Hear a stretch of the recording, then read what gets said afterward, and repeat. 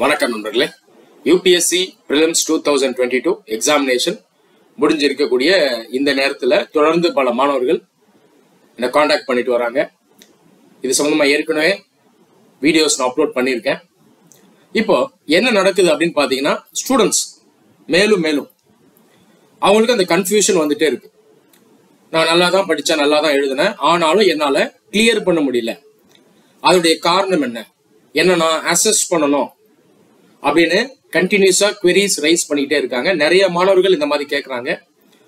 So எல்லாருக்கும் காமனா explain பண்ணி ஒரு வீடியோ பண்ணிட்டா பெட்டரா இருக்கும் அப்படின்னு நினைச்சேன். சரி, இப்போ நீங்க ப்ரிலிம்ஸ் 2022 எழுதிருக்கீங்க. அன்பார்ச்சுனேட்டா உங்களால கிளியர் பண்ண முடியல.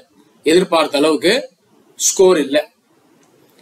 இப்போ எது தப்பா நடந்திருக்கு, எந்த இடத்துல பிரச்சனை நடந்திருக்கு, இல்ல நீங்க எங்க மிஸ்டேக் பண்ணிருக்கீங்க, ஓவரால் ப்ரிப்பரேஷன் அல்லது எக்ஸிகியூஷன் எங்க தவறு நடந்திருக்கு, இதை எப்படி ஃபியூச்சர்ல சரி பண்றது, ஸோ இதை எப்படி கண்டுபிடிக்கிறது, இதற்கான போஸ்ட் மார்ட்டம் அனாலிசிஸ் அதை நீங்களே பண்ணலாம். ஸோ ஏன் இந்த தடவை உங்களால சரியா பண்ண முடியல அப்படின்றதுக்கான காரணத்தை நீங்களே கிளியர் கட்டா ஐடென்டிஃபை பண்ணலாம். அது எப்படி பண்றது அப்படிங்கிறத நான் சொல்றேன். ஒரு சீரியஸ் ஆஸ்பிரண்ட், ஒரு வருஷம் ஃபுல்லா நல்லா படிச்சவர், எஃபர்ட் போட்டவர், ஆனாலும் கிளியர் பண்ண முடியல அப்படின்னா அதுக்கு காரணம் எதுவா இருக்கும்னா கண்டிப்பா அந்த நேச்சர் ஆஃப் ப்ரிப்பரேஷன்ல தான் இருக்கும். அது இல்லாம அந்த நேச்சர் ஆஃப் எக்ஸிகியூஷன் இதுல தான் இருக்கும். ஆனா நிறைய ஸ்டூடெண்ட்ஸ் இதை எப்படி தப்பா புரிஞ்சுக்கிறாங்கன்னா, இதை குவான்டிட்டியோட போய் லிங்க் பண்றது. எப்படி அவங்க போஸ்ட்மார்ட்டம் பண்ணுவாங்கன்னா, ப்ரிலிமினரி பேப்பர் எடுத்து அதை வச்சு போஸ்ட்மார்ட்டம் அனாலிசிஸ் பண்றது, குவான்டிட்டியை வச்சு பண்றது. இந்த வருஷம் இவ்வளவு கேள்வி வந்திருக்கு, இந்த ஏரியால இருந்து வந்திருக்கு, அதனால என்னால கிளியர் பண்ண முடியாம போயிடுச்சுன்னு தப்பான அண்டர்ஸ்டாண்டிங்க்கு வருவாங்க. ஓகேவா? ஏற்கனவே ஒரு சில நாட்களுக்கு முன்னாடி ஒரு முக்கியமான வீடியோவை நான் அப்லோட் பண்ணிருந்தேன். You should not predict prelims examination if you are predicting you are planning to fail. அந்த வீடியோ நான் அப்லோட் பண்ணிருந்தேன், அதை ஃபுல்லா பாருங்க. ப்ரிலிம்ஸ் எக்ஸாமினேஷனை முன்கூட்டியே ப்ரிடிக்ட் பண்ணக்கூடாது. அடுத்த வருஷத்துக்கான எக்ஸாமுக்கும் இப்பயே ப்ரிடிக்ட் பண்ணக்கூடாது. அது குவான்டிட்டி இல்ல, எக்ஸாமினேஷன்றது குவாலிட்டி சம்பந்தப்பட்டது. புரியுதா? அதை புரிஞ்சுங்க. ஸோ அந்த வீடியோவை மறக்காம பாருங்க. அந்த வீடியோனுடைய லிங்க் இந்த வீடியோனுடைய டிஸ்கிரிப்ஷன்ல நான் வைக்கிறேன். ஓகேவா? சரி, இப்போ ஒரு 5-6 காரணங்கள் தான் இருக்கு. நீங்க நல்லா படிச்ச ஒரு மாணவர், எஃபர்ட் போட்டிருக்கீங்க, ஆனா கிளியர் பண்ண முடியல. ஸோ இதை நான் அப்படியே லிஸ்ட் பண்றேன். ஸோ இதெல்லாம் முக்கியமான காரணங்கள். சொல்லப்போனா இதை தாண்டி பெருசா காரணம் இருக்காது. இதுல ஒரு காரணமா தான் கண்டிப்பா உங்களுடைய ஒரு அன்பார்ச்சுனேட் டவுன்ஃபால் இருந்திருக்கும். முதல் விஷயம், எக்ஸாமினேஷனுக்கு தேவையான ரிசோர்ஸஸை மட்டும்தான் படிக்கணும். சிலபஸ்க்கு தேவையான ரிசோர்ஸை படிக்கணும், தேவை இல்லாத படிக்கக்கூடாது. ரிசோர்ஸை சிம்பிளா சொல்லணும்னா லிமிட்டடா வைக்கணும். புரியுதா? ஐஏஎஸ் எக்ஸாமினேஷனுக்கு சிலபஸ்க்கு தேவையான நாலேஜ் தான் நம்ம எடுக்கணும். இந்த நாலேஜே பாத்தீங்கன்னா பெரிய நாலேஜ் தான். அப்போ தேவைக்கு அதிகமா ரிசோர்ஸை படிச்சு ரேஞ்ச் ஆஃப் இன்ஃபர்மேஷனை அதிகப்படுத்தி வச்சிருந்தீங்க, தேவையில்லாத அளவுக்கு பண்ணிருந்தீங்கன்னா கண்டிப்பா இதனால ஆபத்து ஏற்பட்டிருக்கும். இது முதல் காரணம். ஸோ இந்த மிஸ்டேக்கை பண்ணிருக்கீங்களான்னு பாருங்க. அளவுக்கு அதிகமா புக்கை வாங்குறது, மேலோட்டமா மனப்பாடம் பண்றது, ஆனா இன்டெப்தா புரிஞ்சு படிக்கிறது இல்லை. இந்த தப்பை நீங்க பண்ணிருக்கீங்களான்னு பார்க்கணும். இது first. Second, conceptual knowledge. So கருத்தியல் சார்ந்து கான்செப்டை புரிஞ்சு இன்டெப்தா படிக்கணும். நிறைய பேர் இந்த மாதிரி பண்ணிருக்க மாட்டாங்க. நான் சொன்னது போல ரேஞ்ச் ஆஃப் இன்ஃபர்மேஷன் அதிகம் இருக்கும். நிறைய புக்ஸை வாங்குவாங்க, இல்லை நெட்ல நிறைய படிப்பாங்க, தேவை இல்லாததெல்லாம் பண்ணுவாங்க. அவங்களுக்கு என்னெல்லாம் வேணும்னு நினைக்கிறாங்களோ அதை பண்ணுவாங்க. ஓகேவா? அப்ப என்ன ஆயிடும்னா நாலேஜ் வந்து ஸ்ட்ராங்கா இருக்காது. புரியுதா? இதுக்கு ஒரு முக்கிய காரணம் என்னன்னு பாத்தீங்கன்னா, எழுதி பார்த்து படிச்சிருக்க மாட்டாங்க. பிராக்டிஸ் பண்ணும் போதே நாலேஜ் அப்டேன் பண்ணணும். புக் எடுக்கணும், கான்செப்டை புரிஞ்சுக்கணும், ரஃப் நோட் எடுத்து பாயிண்ட் எழுதி நாலேஜ் அப்டேன் பண்ணணும். இதுதான் என்னுடைய ப்ரிப்பரேஷன் ரெஜிமெண்ட் வீடியோல நான் சொல்லியிருப்பேன். இதுதான் ரொம்ப பேசிக்கே, இதை செஞ்சே ஆகணும். அப்ப அடிப்படை காரணம் பாத்தீங்கன்னா, அந்த படிச்ச நாலேஜ் எடுக்கிறாங்கல்ல, அதுலயே அவங்க கோட்டை விட்டுருப்பாங்க. ஆனா இதை உணர மாட்டாங்க. ஆனா மறுபடியும் மேற்கொண்டு மிஸ்டேக்ஸ் பண்ணுவாங்க. ஸோ கான்செப்சுவல் நாலேஜ் ஒருவேளை உங்களுக்கு வீக்கா இருக்கு, அதை ஸ்ட்ரெங்தன் பண்ணலன்னா இது மிகப்பெரிய ஒரு காரணமா இருக்கும். சொல்லப்போனா இந்த பாஸ் ஆகாத பெரும்பாலானவர்களுக்கு பிரச்சனை வந்து இந்த செகண்ட் பாயிண்டா தான் இருக்கும். கான்செப்சுவல் நாலேஜ்ல வீக்கா இருப்பாங்க. மனப்பாடம் ஹெவியா பண்ணிருப்பாங்க, பட் கான்செப்சுவலா அவங்களுடைய நாலேஜ் வந்து ரொம்ப ஷாலோவா இருக்கும். கான்செப்சுவல் நாலேஜ் நல்லா ஸ்ட்ராங் ஆகிட்டீங்கன்னா இந்த நாலேஜை வச்சுதான் எக்ஸாம் நீங்க அட்டன் பண்ணுவீங்க. புரியுதா? படிக்கிறது வேற, எக்ஸாம் வேற கிடையாது. படிக்கும் போதே உங்க பிரெயின் கரெக்டா நாலேஜை அப்லோட் பண்ணிக்கிச்சுன்னா எக்ஸாம்ல அந்த கொஸ்டின் பேப்பரை வாங்கி கொஸ்டினை படிக்கும் போதே கரெக்டா அந்த நாலேஜை ரீப்ரொடியூஸ் பண்ணணும். அதை ப்ராசஸ் பண்ணி அனலைஸ் பண்ணி உங்களை அதை ஆன்சர் பண்ண வைக்கும். அப்போ கான்செப்சுவல் நாலேஜ் இதுல மிஸ் ஆகுதான்னு பாத்துங்க. மூணாவது, கான்செப்சுவல் நாலேஜ் இருக்கும், ஆனா ரிவிஷன் பண்ணிருக்க மாட்டாங்க. புரியுதா? ரிவிஷனை மிஸ் பண்ணிருப்பாங்க. இந்த கேட்டகரி ஸ்டூடெண்ட்ஸ்க்கு என்ன பிரச்சனை இருக்கும்னா, அந்த கொஸ்டின் எடுப்பாங்க, எல்லாம் பார்த்த மாதிரி தான் இருக்கும், ஆனாலும் கிளாரிட்டி இருக்காது, அங்கங்க மறந்து இருக்கும். அப்போ ஒட்டுமொத்தமா அந்த கேள்வியை படிச்சு ஆன்சர் பண்ண முடியாம போயிருக்கும். ஸோ ரிவிஷன்ல நீங்க மிஸ் பண்ணிருக்கீங்களான்னு பாருங்க.